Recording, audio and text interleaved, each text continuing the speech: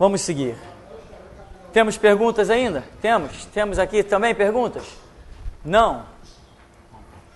É uma pergunta do Pedro, lá do Rio Grande do Sul. Ele diz assim: pastor, eu gostaria de uma orientação. Eu tenho um filho de 8 anos e na escola dele vai ter uma festa em comemoração aos orixás. E ficou decretado que cada turma vai falar de uma entidade. Aqui ele ficou, seria Iansã. Esse trabalho vale 70 pontos, ou seja, se meu filho não fizer, corre o risco de ficar reprovado. Eu não quero que ele faça. Eu acho isso uma covardia e falta de respeito com as pessoas que são contra isso. O que o senhor acha? Eu acho que ele deve fazer e ajudar o filho a fazer. Iansã, conhecida na Igreja Católica como tal, conhecido na Macumba como tal. Para nós cristãos evangélicos, Iansã é um demônio que se manifesta, que faz, onde nos terreiros de Macumba acontece isso. Capricha no trabalho, deve fazer. Vocês gostaram, é? Vocês gostam de ver o circo pegar fogo, aí? Ei, primeira vez que eu sou aplaudido aqui, por favor, obrigado. Nós já fizemos isso aqui com os nossos filhos no colégio. Teve um trabalho, negócio de história aí, de coisa de demônio. Eu entrei, me tornei aluno, beleza. Eu falei, que joia, professor, que é isso? Beleza. Entramos lá e arrebentamos, jogamos o verso bíblico, pesquisamos, fizemos um ótimo trabalho. Lá foi para o colégio. Quando o professor leu, o sorriso dele ele vai ficando sério aos poucos, né?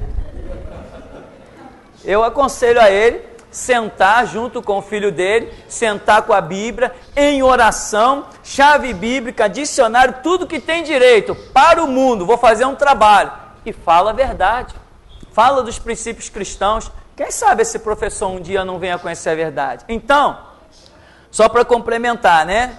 Essa é a minha opinião. Ele deve fazer sim, mas não vai fazer dizendo o que os outros querem que ele diga. Ele vai fazer dizendo a verdade cristã que ele conhece. Então, como nós temos falado aqui no nosso meio, nós não vamos tirar. Antes eu pensava que fosse assim. Eu tinha intenção de construir um colégio evangélico para os nossos filhos estudar. Era a minha intenção, para sair desse antro de professores endemoniados que ficam tentando manipular a cabeça das crianças e não sei um monte de situação. E de repente, orando, o que o Espírito Santo nos ensinou é que nós não temos que tirar os nossos filhos dos colégios. Nós temos que preparar os nossos filhos para combater nos colégios. Essa é a visão. E outro dia teve uma irmã aí que teve inclusive um sonho em que ela via os nossos filhos e crianças da igreja, que uma grande onda vinha sobre eles, uma grande onda que vinha arrasando tudo, vinha sobre eles, e quando essa onda tentava arrastá-los, eles seguravam em rochas e nada acontecia com eles. Nós sabemos o que é a rocha. É a palavra de Deus. Amém? Rocha é a palavra de Deus. Então nós temos que dar o subsídio para os nossos filhos sobreviverem, porque não adianta você tentar colocar o seu filho numa redoma de vidro, porque um dia ele vai ter que sair para cuidar da vida dele. Então nós desde já, a visão é essa. Ensinar, a Bíblia diz o quê? Instrui a criança no caminho que deve andar, e até quando envelhecer não se desviará dela. Quem disse isso? Salomão. Então, nossa missão é essa, é instruir a criança na verdade, instruir no caminho que deve andar. Então, nós vamos instruir, a criança vai estar fortificada, quando, seja lá por que caminho vier as doutrinas satânicas, ela tem como resistir. Então, eu não aconselho ninguém tirar filho da escola. Eu aconselho sentar com seu filho e instruir, trazer para o seminário, trazer para a escola dominical, botar para ler Bíblia. Ah, tem dificuldade de ler? Tem áudio aí à vontade, bota para ouvir. Então, nós temos que trabalhar. Temos que trabalhar e lá fora os nossos filhos farão a diferença. Se eu simplesmente tiro meu filho do colégio, meu filho então não vai para a faculdade, eu me isolo os meus filhos do mundo. Tá, aí Paulo diz assim, olha irmãos, nós não temos que sair do mundo. Se fosse assim, Jesus, cada um que ia se convertendo, ele ia arrebatando. Nós temos que salgar o mundo, nós temos que iluminar o mundo. Então a minha opinião é essa: quando você tiver um trabalho para fazer sobre o São João, o Bastião, o São Jorge lá no colégio do seu filho, um trabalho sobre Iemanjá, Pombagira ou qualquer outro demônio, orixá, caboclo, guia, você senta e participa desse trabalho e solta o verbo, não poupa palavras, e joga versículos bíblicos e mostra a sua opinião, mostra a opinião da família a que pertence o seu filho. Essa é a minha opinião. Temos mais perguntas? Uma pergunta da Edivânia de Santa Catarina. Eu queria saber a opinião do pastor sobre o que aconteceu aqui na Igreja Universal, próximo da minha casa, recentemente, aonde a Universal distribuiu camisinhas em pleno culto da busca do Espírito Santo. Fiquei chocada e não estava acreditando no que eu estava vendo. Minha tia até passou mal quando viu aquela cena dos obreiros cheios de preservativos e jovens e adolescentes pegando. Pastor, aonde estamos? Aqui é Santo Cristo. Irmãos, esse negócio da camisinha foi que começou uma campanha do governo muito grande, HIV, né, que chama, quando a pessoa é infectada do vírus da AIDS, não é isso, HIV? E começou uma campanha muito grande, não só a nível, acho que no Brasil foi o que menos foi falado, isso pegou muito mais aqueles países ali da África, onde a situação é terrível, irmão, África, só misericórdia de Deus. Então, existia uma campanha, e a Universal, para fazer graça, para fazer cartão postal, começou a distribuir camisinha. Mas, como eles não têm conceitos, não têm princípio, não têm palavra, não têm ensinamento, isso ficou apenas um absurdo. A Universal já é um absurdo a própria existência dela. Então, esse absurdo começou a ser visto, poxa, a igreja distribuindo camisinha. Aí o que as pessoas dizem? A igreja não tinha que estar orientando as pessoas a terem uma vida sexual regrada, ao invés de estar distribuindo camisinha para uma vida desregrada? Esta é a questão. Então, particularmente, eu tomei conhecimento que foi devido a uma campanha que existiu sobre o combate ao HIV, que a Universal começou a querer distribuir camisinha. Para quê? Para se apresentar ou para aparecer. Tipo assim, vamos dar um cala-boca na sociedade, vamos dar um cala-boca no governo. Eles estão com a campanha do HIV, então nós vamos distribuir camisinha em todas as igrejas Universal. Aí fez-se isso que eu considero uma palhaçada. Para mim isso foi uma palhaçada da Universal, distribuir camisinha. Porque eles queriam realmente dizer que eles eram os que mais faziam, os que mais tinham recursos e que podiam distribuir camisinha para o Brasil inteiro. Ora, não justifica nada disso, não tem o mínimo sentido. Então, ao invés de eles pregarem uma vida sexual regrada, orientada, né? Não, eles simplesmente distribuíram camisinha. E isso soou muito mais como um incentivo a uma vida sexual desregrada. Então virou o quê? Virou escândalo, porque não havia nenhum ensinamento, não havia nenhum conceito, não havia, simplesmente distribuiu camisinha.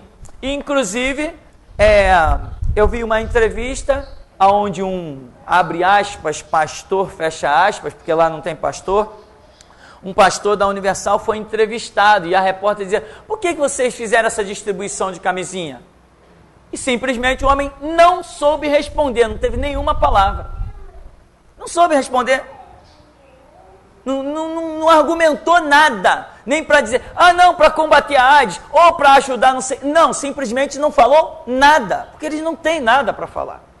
Né? Então, eu acho que todos os passos da Universal, sejam eles quais forem, nunca Jesus Cristo será naquilo glorificado, porque Jesus Cristo não é glorificado em templos de Satanás, como é a Universal. Uma pergunta da Vânia, lá da Argentina. Pastor, sou ex-obreira da Universal, aqui de Buenos Aires. Quero comentar que há tanta enganação e corrupção dentro das igrejas, tantas trevas, e eu queria saber o que mais falta para Jesus voltar e acabar logo com esse inferno de pastores enganando o povo. Não aguento mais tanta falsidade. Verdade. Nem nós, né, irmão? Nem nós. Olha, tá lá na Argentina, hein? Imagina nós, que aqui somos o palco da onde começou essa Babilônia aí. Imagina o que nós aqui, se nós observarmos o que nós não temos a enfrentar. O que falta para Jesus voltar? Não falta muita coisa não. Eu estou afirmando que Jesus volta nesse século 21. Mas ele está dando ainda, e penso eu vou usar assim essa expressão, está dando a chance de nós nos levantarmos e, como ele disse, os últimos serão os primeiros. Nós somos a geração que temos a oportunidade de angariar os maiores galardões do tempo da igreja, da era da existência da igreja. Nós somos essa geração, porque nós estamos no tempo da restauração. Nós estamos pregando o encerramento da era da igreja, ou seja, daqui a pouquinho, ainda dentro da voz da restauração, existirá um período final que encerrará o tempo da graça, e esse período final chama-se a era dos mártires. Inclusive já tem vários sonhos que trouxeram para mim sobre essa questão. Então daqui a pouquinho, a qualquer instante, terá início a era dos mártires. Esse será um período curtíssimo. A era dos mártires será um período curtíssimo em que talvez o anticristo já esteja até no poder, reinando. Falo talvez porque não detemos a revelação bíblica, não é matemática, né? É precisa diante de Deus, mas nós não, nós observamos os moveres espirituais. Então, hoje só está faltando nós nos levantarmos com graça, autoridade, poder, conhecimento, pregarmos. Quando Jesus mudar essa dispensação, o sangue nosso inocente será derramado e acabou. Jesus vem, pisará no Monte das Oliveiras e colocará fim a este primeiro sistema para dar início ao seu reinado milenar. Não está faltando mais nada. A apostasia já está aí. Os pastores viraram maçons, líderes evangélicos se tornando discípulos de Reverendo Moon, homens que foram ícones no evangelho dizendo que os papas são grandes homens de Deus. Não está faltando mais nada, irmão. Não está faltando mais nada. Apenas vamos trabalhar, nos empenhar nesse pequeno espaço de tempo que resta e dizer: Maranata, a hora vem, Senhor Jesus. É de um ouvinte anônimo. Mesmo no casamento, sexo anal é pecado? Mesmo no casamento? Porque fora seria diferente? O que nós procuramos, nós sabemos muito bem que existe uma sedução, né? Existe uma sedução. Os hormônios sexuais, eles não veem limite.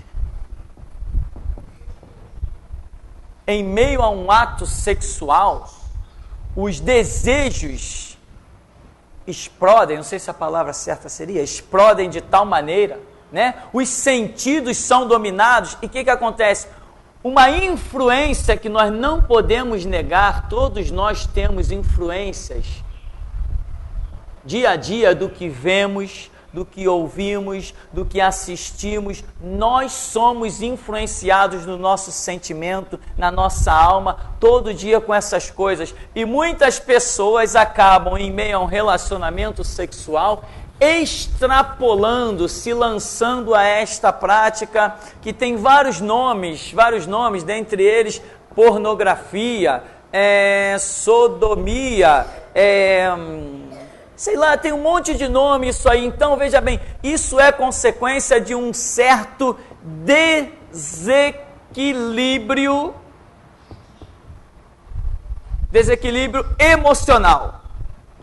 Vou usar essa palavra, que é bem entendida num contexto geral, né? Poderia usar desequilíbrio sexual, mas eu acho que não é bem um desequilíbrio sexual, eu acho que é um desequilíbrio emocional. Então, as pessoas são dominadas por uma força, porque o sexo é uma força descomunal, ou não é? O sexo envolve uma pessoa de uma maneira sobrenatural. Quando a pessoa se sente atraída sexualmente, o corpo ferve, o sangue ferve, não ferve? Todo mundo sério, todo mundo tranquilo. Ferve ou não ferve? Ah, então admite, irmão, ferve, todo mundo sabe que ferve. Por isso que os padres não conseguem se conter. Acabam caindo na pedofilia. Eu estudei com um professor de história, que ele disse que tinha estudado para ser padre. E ele falou que tinha um convento e tinha um muro alto e do outro lado era um prostíbulo. Ele falou que assim que eles acabavam do seminário de rezar a missa, dava um jeito lá, botava uma escada e pulava o muro e ia para o prostíbulo. Uma turma. Porque o homem não consegue se conter. Por quê? Porque ele vai estar lutando contra a própria natureza humana. Você não pode vencer o que Deus colocou dentro de você. Você não pode vencer os conceitos que estão dentro de você quando Deus diz assim, sede fecundos, crescei-vos e... É ordem. É ordem, meu irmão. É ordem. Você não vai dizer assim, não, eu nunca mais vou querer, eu não quero saber de mulher na minha vida. Tá, vai em frente. Até aparecer uma, sei lá, do jeito que você gosta, lourinha, moreninha, pretinha. Até você dizer assim, eu acho que eu vou repensar os meus conceitos. Não, o Alessandro está rindo que só ele, né? Então, meu irmão, os hormônios, né? O desejo sexual é muito forte. E às vezes existe o fracasso emocional em que a pessoa cria as suas fantasias e não se controla em uma relação sexual, vou chamar normal. E ela passa a uma relação sexual, vou chamar anormal, que seria essa prática mencionada pelo nosso ouvinte, chamada prática sexual anal. Então, o normal é o normal. Por que eu estou considerando normal e anormal? Eu tenho que ter um fundamento para dizer do que é normal e do que seja anormal. O meu fundamento aqui, ele é ciência. O meu fundamento é científico, porque cientificamente nós vemos órgãos detalhadamente separados para determinados fins. Mas o sistema emocional dos seres humanos às vezes extrapolam essa normalidade e acaba se gerando então práticas que não seriam normais e que não seriam, posso crer, inclusive, não teriam a aprovação de Deus. Mas o que emocionalmente pode acontecer num momento sexual é realmente complicado para muitos e é necessário equilíbrio emocional. Temos que orar sobre essas coisas. Quem vai orar? Quero nem olhar quem vai orar. Tem mais pergunta aí? É uma pergunta do Kaique. Ele diz assim, pastor, você aceitaria fazer um debate com Silas Malafaia? Não aceitaria. Para quê? Para que eu vou fazer um debate com o Silas Malafaia? Todo mundo já não viu que o homem está obstinado numa opinião? Ele vai pegar os textos e vai dizer, aqui, José era governador. E eu vou combater, eu tenho argumento para dizer que não era. Vai ficar ele de um lado e eu do outro, ele de um lado e eu do outro. Não aceitaria, perda de tempo. Não vou perder o meu tempo num debate com Silas Malafaia. Se um dia Deus nos unir, aí deixa sair faísca e vamos acender a fogueira. Mas eu provocar um debate com Silas Malafaia, não tem o mínimo sentido. Eu não tenho nenhum ódio do Silas Malafaia. Não tenho nenhum ódio. A queda dele não me agrada nem um pouco. Eu não me sinto nem um pouco alegre com a queda do Silas Malafaia. Quando eu era jovem, no começo da minha conversão, ele também jovem, quando ele pregava, meu irmão, parecia que eu ia entrar por dentro da televisão.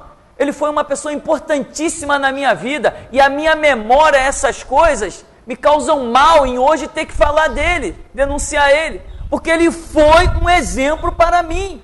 Então eu não teria nenhum prazer em me degradear com ele num canal de televisão, numa rádio, nem canto nenhum. Se eu tiver que escolher isso, eu estou fora, eu não escolho, eu não quero nenhum debate com ele. É o meu sentimento.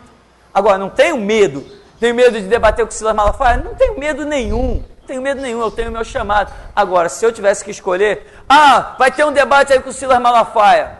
Jesus, é teu projeto? Se Jesus fizer silêncio, eu digo, não vou. Só iria se Jesus dissesse, não, vai. Aí eu iria obedecer ao meu Senhor. Mas fora isso, não tenho nenhuma intenção de causar nenhum debate com ele. Primeiro, que eu sei que ia sair faísca para todo lado. Ia sair muita faísca. Então, não é questão de aceitar ou não aceitar, é uma questão de eu achar que não vejo necessidade. Se um dia Deus traçar esse plano, eu vou entrar nele, mas por enquanto... É uma pergunta do Rômulo, pastor. Ele diz assim, aqui em Santa Catarina, nós somos bombardeados com esse negócio de camisinhas nas fábricas. E aqui, mais ainda, o governo começou por colocar camisinhas em colégios, nas tais máquinas de camisinhas para crianças menores. Eu gostaria de saber do pastor sobre isso, de dar camisinhas às crianças que nem sabem o que é sexo.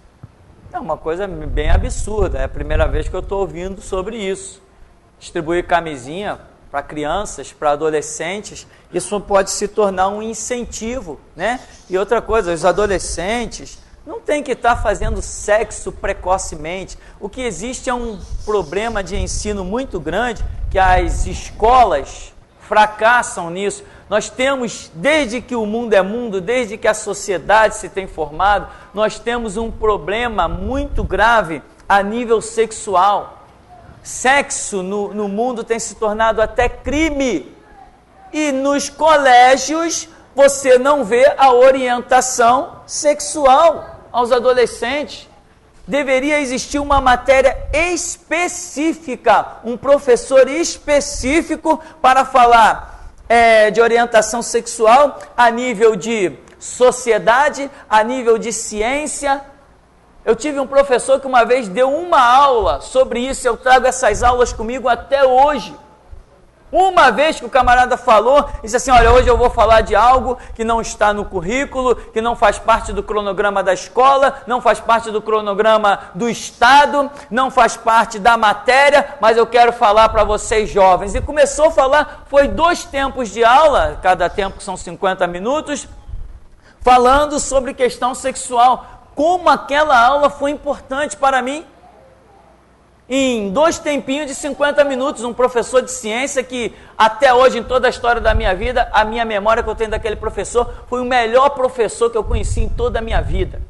Então, ele largou a matéria e falou sobre isso. E se foi tão importante para mim até hoje, foi importante para muita gente. E das aulas que ele ministrou, eu falo muitas coisas, eu escrevo muitas coisas, se tornaram fontes de pesquisa para mim. Então, hoje os colégios pecam porque não tem uma aula de orientação sexual. Aí o que acontece? Estão aí as adolescentes com 16, 15 anos, 14 anos, tudo com os hormônios fervendo, pior do que água a 200 graus, e não tem nenhuma orientação. Daqui a pouco se apaixona, todo adolescente já se apaixona, não se apaixona? Já se apaixonou? Já? Então, está apaixonado até hoje? Então, se tu está apaixonado, imagina quem tem 14, 15, 16, 17 anos, né? Basta uma musiquinha, pronto, já está vendo coraçãozinho, ai, o mundo é belo, como as coisas são lindas. Não é assim que acontece? É ou não é? Estou vendo um monte de gente rindo, porque é assim que acontece, você sabe que é assim. Só que tem gente que esquece que já passou por essa idade, a idade da fantasia, tudo são flores. Aí quando está com 40 anos, controlando um pouco mais as emoções, vem taxar os adolescentes disso, daquilo, de rebelde, de relapso, está esquecendo que ele também foi. Não está sabendo usar a bagagem da experiência para orientar quem precisa de orientação. No mundo a gente adquire experiência mesmo, para quê? Para orientar os que estão chegando depois. E a sociedade vai se tornando mais equilibrada. Então, nos colégios falta essa orientação sexual. Se eu chegar para uma jovem de 14, 15, 16, 17 anos e dar uma camisinha para ela, o que eu estou querendo dizer com esse ato? Toma, faça sexo, mas usa a camisinha. É isso que eu estou dizendo. Se protege do HIV, se protege das doenças, mas use a camisinha. Como se camisinha fosse solução. Camisinha não é solução. A solução é um equilíbrio emocional. A razão, a lógica, o conhecimento, é isso que nos freia. Todo homem tem um desejo sexual, todo homem tem um desejo sexual praticamente irrefreável. E por que nós nos contemos? Por que nós mantemos a nossa própria família? Por que nós direcionamos os nossos desejos, as nossas emoções para uma única pessoa? Porque existe um conceito, tanto um conceito que foi semeado pelo próprio Deus, tanto esse conceito, quanto o conceito de uma organização social que nos impele a uma conduta. Então, é isso que vai nortear a vida de cada um, não é simplesmente uma camisinha. E quando não existia camisinha, o que se faria então? Mas na época do Egito Antigo já existia camisinha, porque já existia doença sexualmente transmissível, né? Porque se você for lá mesmo, você vê a história geral, você vê que no Egito Antigo eles já inventavam com a víscera de carneiro, entendeu? E emergido em óleos essenciais que eram, porque na época já existia doença sexualmente transmissível. Sim. Só não existia o vírus do HIV. Exatamente, não só a questão de doenças que sempre existiram, mas também a própria contracepção, ou seja, você evitar filhos, também tinha isso. Então as pessoas usavam recursos. Ora, descobriu-se que o sexo em primeira mão, uma situação mecânica, de a introdução de um órgão genital em outro e a ejaculação, né, o expelir de da semente, vamos assim dizer, o sêmen. Então descobriu-se o quê? Se impedir que aconteça que o sêmen se propague no órgão genital feminino, então nós poderemos evitar uma gravidez. Então criou-se. Com óleo seria para transformar a pele mais macia. O óleo tem essa propriedade. E tantos outros argumentos. Já houve casos de pessoas usarem até espuma. Introduzir a espuma na vagina de maneira que o espermatozoide não vai se propagar. Mas hoje nós temos aí uma infinidade de tecnologias úteis de uma série de formas. A camisinha é a questão mais prática. Agora, a camisinha ela é eficaz para evitar doenças, enquanto que os comprimidos anticoncepcionais podem evitar filhos, mas não evitam doenças, porque as doenças são geradas devido ao contato físico, né? Num relacionamento sexual, o órgão masculino, ele sofre fissuras, aonde abre a pele, abre rupturas, rachaduras na pele. E o órgão feminino acontece a mesma coisa. Então, quer dizer, é como se fosse acontecer uma transfusão de sangue. Sangue do homem passa à mulher, sangue da mulher passa ao homem. Aí geram as doenças. O HIV é exclusivamente fonte disso.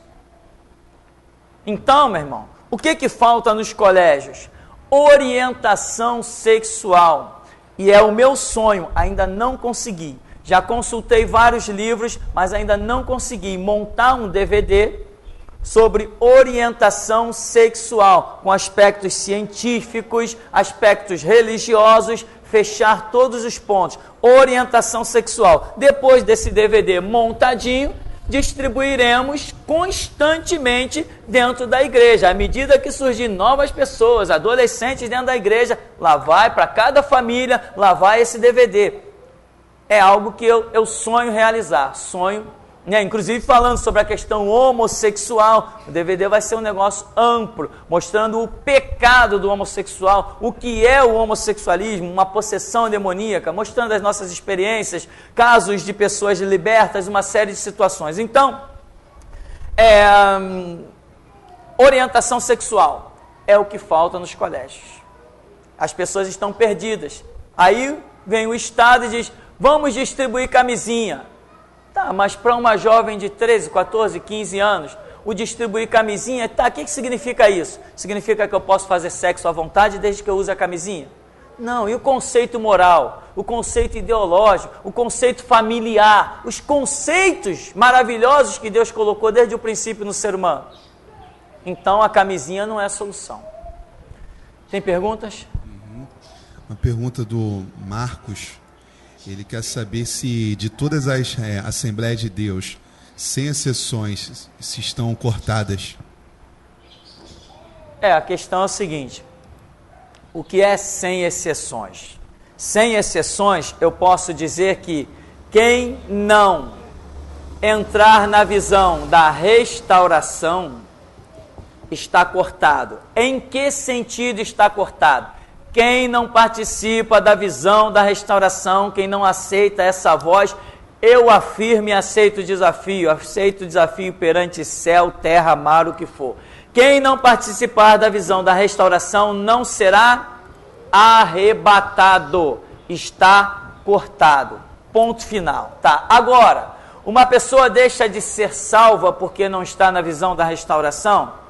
Não, aí é outra história. Se não estiver no momento do arrebatamento, ela poderá ser salva sim. Morreu confessando Jesus Cristo, vai ser salva. Mas, se soar um arrebatamento, ela não será arrebatada. Aí ela passa um novo estágio. Ela perdeu a salvação quando o arrebatamento aconteceu e ela não foi arrebatada. Aí ela vai atravessar para uma nova dispensação, aonde os critérios de salvação sofrerão nova influência e novas exigências.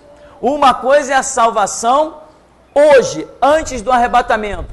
Outra muito diferente é a salvação depois do arrebatamento. Uma coisa são os mártires que estão hoje morrendo, derramando seu sangue, a posição que esses mártires têm lá no céu. Outra coisa serão os mártires depois do arrebatamento, no período da grande tribulação.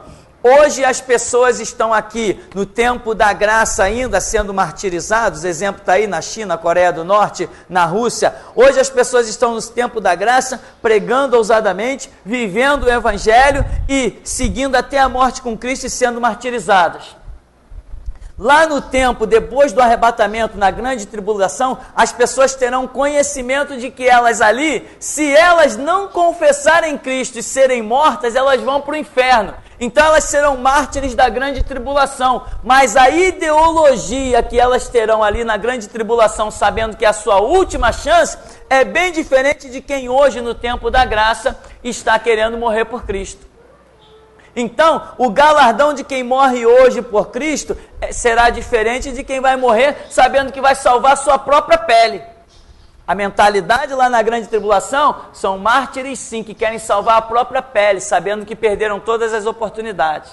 Então é diferente o mártir hoje para o mártir depois do arrebatamento da igreja. Mesma coisa, depois do arrebatamento da igreja, a dispensação muda e os critérios de salvação serão diferentes. Serão aqui, mártires da grande tribulação. Mas todo galardão e todo o trabalho que eles tiveram anteriormente fica esquecido. Então, as assembleias estão cortadas simplesmente por serem assembleias? Não, não é questão denominacional, é questão da prática, do exercício, das coisas que se fazem lá dentro. Não é simplesmente por um nome. Nós usamos rótulos porque os rótulos têm exemplificado muito do que se pratica lá dentro. Nós dizemos assim, o catolicismo. Por quê? Porque dá ideia do que se pratica lá dentro. O espiritismo, ideia do que se pratica lá dentro. Assembleias de Deus, ideia do que se pratica lá dentro. Hoje a apostasia é marcada como carro-chefe nas Assembleias de Deus. É o povo que mais apostatou dos conceitos de Deus, abrindo as portas para a política, para a maçonaria e para um monte de coisas.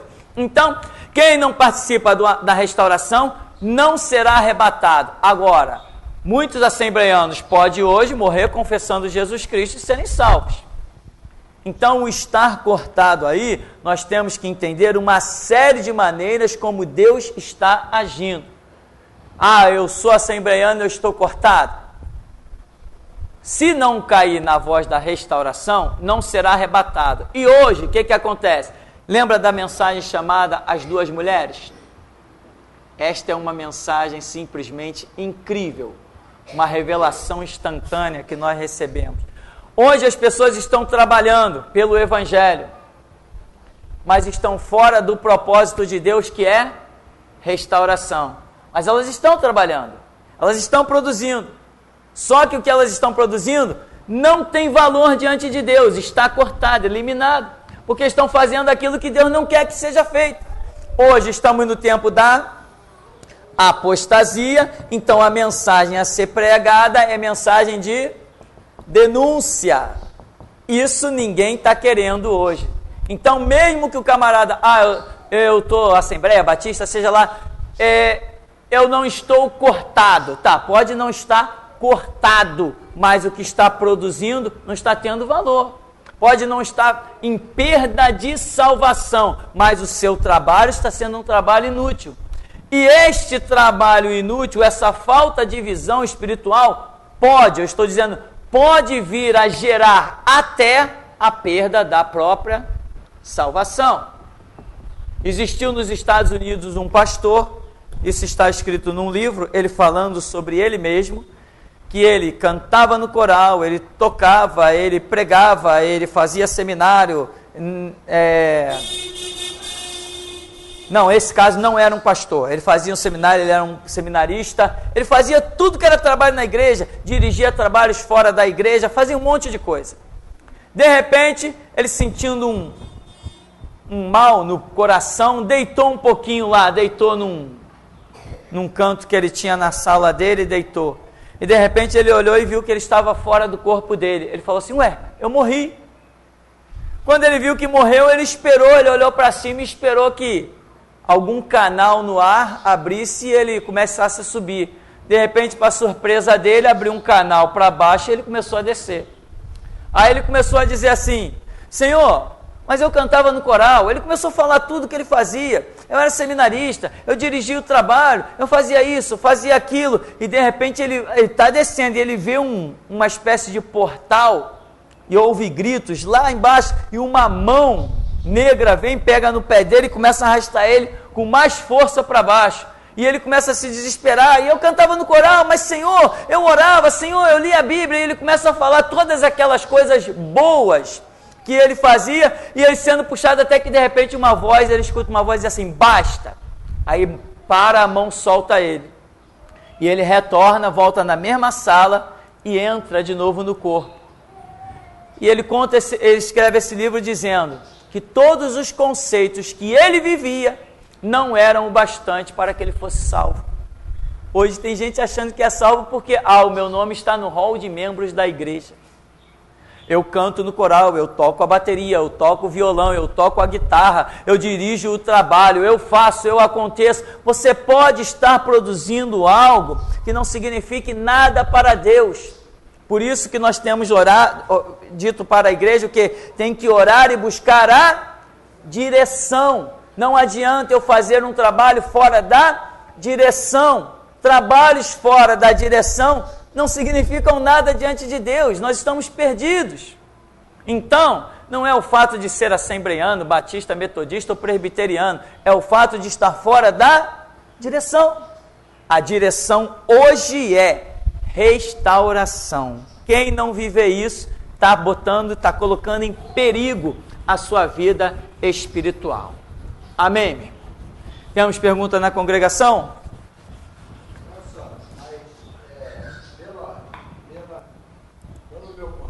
É o seguinte, quando você aceita Jesus Cristo como seu único Salvador, de coração aberto, você já está tendo a salvação, né?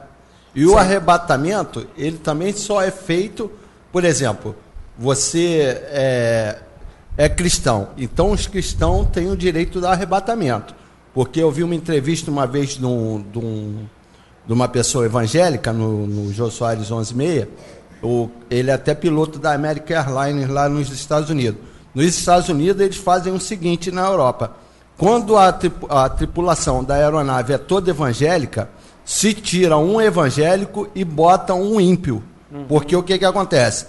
Se for arrebatado todos os que tiverem na cabine que são evangélicos, aquele ímpio toma direção do comando, que geralmente é um piloto ou copiloto que vai ser um ímpio, entendeu?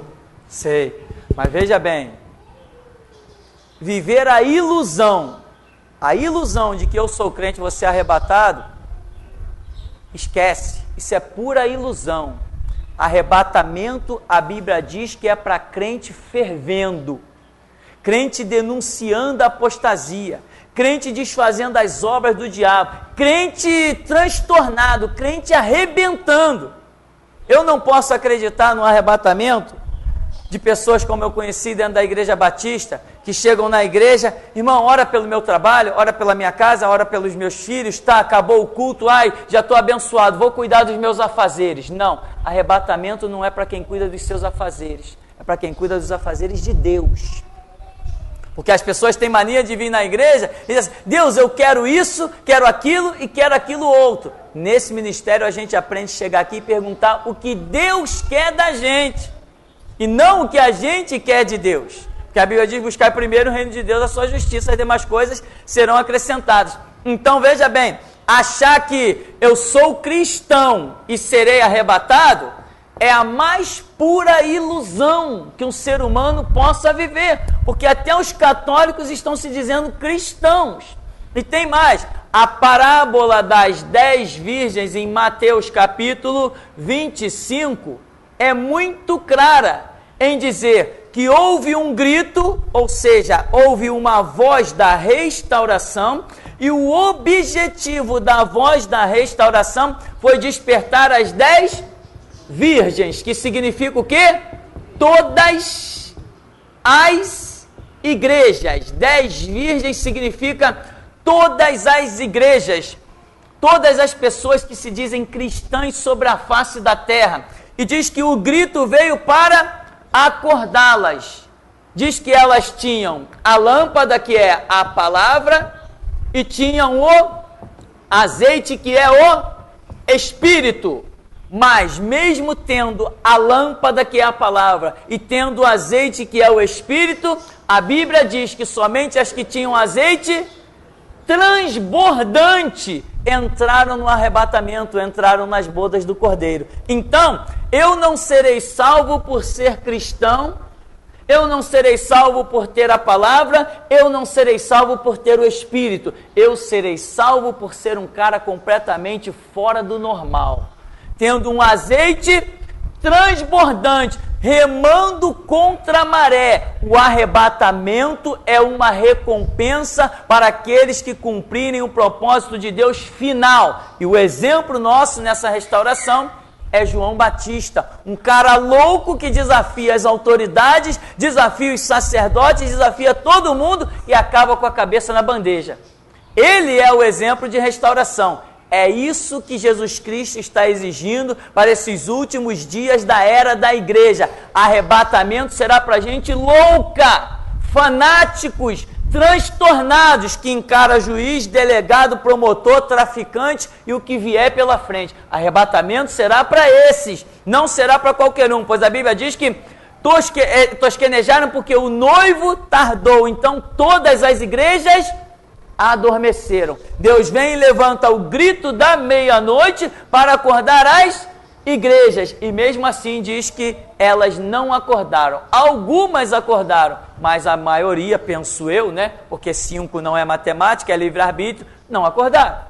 Então, o arrebatamento não é porque eu sou cristão, porque eu creio em Cristo, mas é porque eu coloquei a minha vida como holocausto no altar de Cristo. Não é simplesmente sou cristão, vou ser arrebatado. Não. Estou me consumindo no altar de Deus. Assim, aí eu serei arrebatado. Pastor, com relação à pergunta do internauta, né, com relação à sexo anal, Me perguntaram a respeito disso. Um irmão veio me perguntar. Pelo que eu entendi, alguém perguntou a ele e ele correu para o celular e veio falar comigo. Ligou para mim e me perguntou. E se era pecado, essas coisas todas. E eu citei para ele, porque Paulo fala ali em Romanos 1, 26, né? Que as mulheres mudaram, né? Com relação às suas relações íntimas, né? Modo natural, contrário à natureza, tá? E o que acontece? Eu citei esse versículo para ele. O que veio para mim foi esse versículo. E ele perguntou se tinha alguma coisa mais específica, né? Que, pelo que eu conheço ele, foi alguma pessoa que perguntou a ele, algum ímpio perguntou a ele, e ele não soube responder, né? A minha pergunta é o seguinte: tem alguma coisa mais íntima, mais específica com relação a isso? O que nós temos são os conceitos principais que eu citei aqui. O conceito científico, né? Esse conceito científico. Biblicamente tem esse texto de Romanos que você colocou para ele.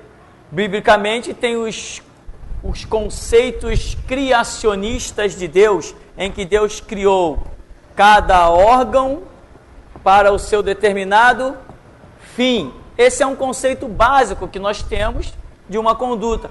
Por outro lado, se ele quer algo muito específico mesmo, aí ele tem que apelar para oração e receber de Deus, né? De um modo geral, nós já podemos acreditar que esta conduta não seja correta, por uma série de fatores, inclusive, que eu não vou mencionar aqui. O grande problema é que o nosso sistema emocional e os bombardeios que os seres humanos vivem diariamente na sociedade, né? Você vê lá, propaganda de cigarro, parece uma mulher de biquíni, caramba! Propaganda de cerveja, uma mulher de biquíni, né? Propaganda de quê? De carro, uma mulher de biquíni. Tudo aquilo que visa ser um consumo para o homem, aparece uma mulher de biquíni. E toma incentivar o contexto sexual, Daqui a pouco o cara está extrapolando. Entende? Então é isso que acontece. Você passa assim, numa rua tem uma banca de jornal, se tu der uma olhadinha assim, caramba, tinha que ser proibido aquilo ali. Tinha que ser proibido aquelas bancas de jornais com aquelas coisas tudo explícitas, absurdas, terríveis. Entende? Aí, então, o que acontece é isso, né? Se ele quiser algo mais específico, ele tem realmente que orar e ver que direção Deus tem para a vida dele. E não ficar catando o que um vai dizer, o que outro vai dizer. Não é essa a realidade. Bem, nós vamos estar ouvindo aqui o irmão, depois nós vamos estar encerrando. Pirani, quanto a essa colocação do irmão, nós poderíamos citar também a destruição de Sodoma e Gomorra por Sim, Deus. Por exemplo, Sodoma e Gomorra, biblicamente está aí mais um ponto, né? Que foi lembrado. A cidade de Sodoma e de Gomorra foram destruídas. Obviamente, claramente se detecta ali uma prática homossexual. Ali no texto se detecta isso claramente. Não adianta os teólogos, os falsos teólogos ou os cientistas querer usar algum argumento diferente. Lá, quando Ló recebe a visita dos anjos, etc., ali se detecta a destruição da cidade por causa de uma prática homossexual. Inclusive, todos os historiadores e também os cientistas da área da arqueologia já provaram tudo isso, não tem mais dúvida de nada. Então, está aí um detalhe que é também específico. Amém? Vamos ficar por aqui? As perguntas ficam para depois, então?